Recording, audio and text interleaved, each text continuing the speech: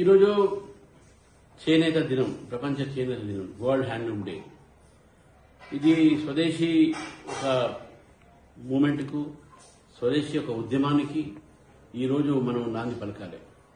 భారతదేశంలో అనేక మంది చేనేతలు ఈరోజు వారి చేతితో అల్లినటువంటి ఒక బట్ట, చీర, రకరకాలైనటువంటి ఒక ఏదైతే వస్తువులు ఉన్నాయో వాళ్ళు తయారు చేస్తారు.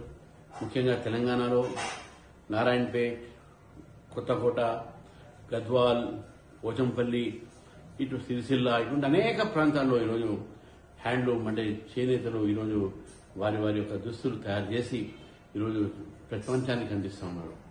ఈనాడు మనం అందరం కూడా ఒక సంకల్పం తీసుకుందాం. భారతదేశంలో తయారయ్యే వస్తుంది, భారతదేశంలో తయారవుతున్నటువంటి ఈ ఒక బట్టలని మనం వాడుదాం.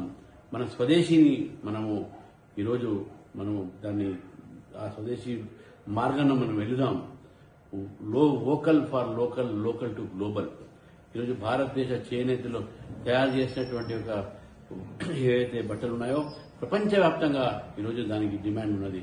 కాబట్టి మనం 7 ఆగస్ట్ వరల్డ్ హ్యాండ్లూమ్ డే, ప్రపంచ చేనేత దినాన్ని రోజు భారతదేశంలో అందరికీ నేను భారతీయ జనతా పార్టీ తెలంగాణ తరఫు నుంచి నేను ఆ చేనేతల సోదరులకు, సోదరిమణులకు శుభాకాంక్షలు తెలియజేస్తున్నాను.